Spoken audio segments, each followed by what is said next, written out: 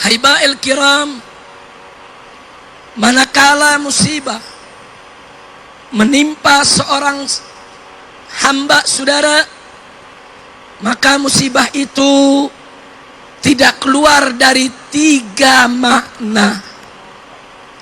Yang pertama, manakala musibah tersebut mengenai orang yang beriman kepada Allah, menimpa orang yang bertakwa kepada Allah, menimpa orang yang takut kepada Allah, maka musibah tersebut tidak lain dan tidak bukan merupakan mihnah, merupakan imtihan, merupakan ujian bagi yang bersangkutan saudara.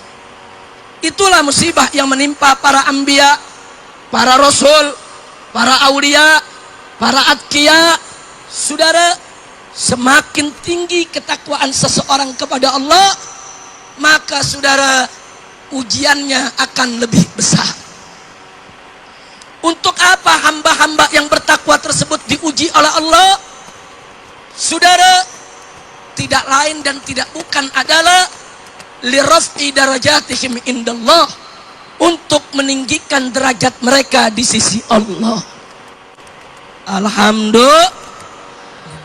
Yang kedua, manakala musibah tersebut menimpa seorang muslim, dia baik, tapi kadang-kadang masih suka maksiat saudara. Dia sholat, cuman sekali-sekali suka ditinggal saudara. Secara baik, tapi kadang-kadang dia masih terjebak dalam dosa saudara. Jenis manusia yang seperti ini, manakala dia mendapatkan musibah dari Allah, maka musibah tersebut adalah inzar, yaitu peringatan. Untuk apa diberikan peringatan oleh Allah? Pertama, saudara, agar yang bersangkutan segera bertobat kembali ke jalan Allah. Dan yang kedua, begitu dia bertobat kembali ke jalan Allah, itu akan menjadi pensuci dirinya dari dosa yang pernah dilakukannya saudara. Ternyata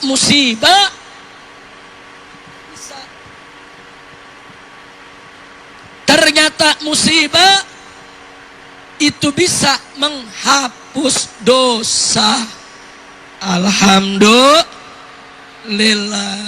Yang ketiga, manakala musibah tersebut menimpa orang yang tidak ada kebaikan dalam dirinya sudah, selalu maksiat kepada Allah, selalu durhaka kepada Allah, tidak mau taat, hidupnya bergelimang tiada hari tanpa dosa, seperti orang-orang munafik, orang-orang musyrik, orang-orang kafir, orang-orang yang mufsidin saudara.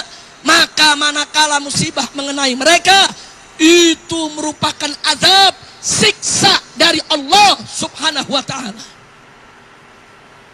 Jadi kalau kita mau tahu, manakala musibah menimpa kita, kita mau tahu ini ujian atau peringatan atau azab, maka periksa diri kita masing-masing saudara.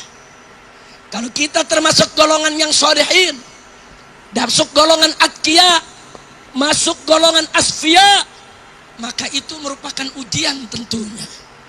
Tapi kalau kita termasuk golongan muslim yang baik, tapi kadang-kadang masih suka berbuat maksiat, sekali-kali masih suka berbuat munkar, maka saudara ketahuilah, kalau itu merupakan peringatan buat kita agar kita tidak mengulanginya, supaya kita segera bertobat sehingga dosa kita diampuni oleh Allah subhanahu wa ta'ala.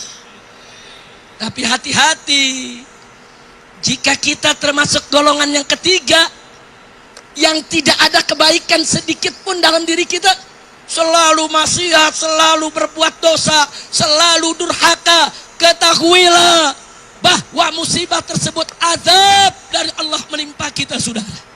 Masih untung kalau kita masih dipanjangkan umur oleh Allah, sehingga kita masih punya kesempatan untuk bertaubat, untuk memperbaiki diri.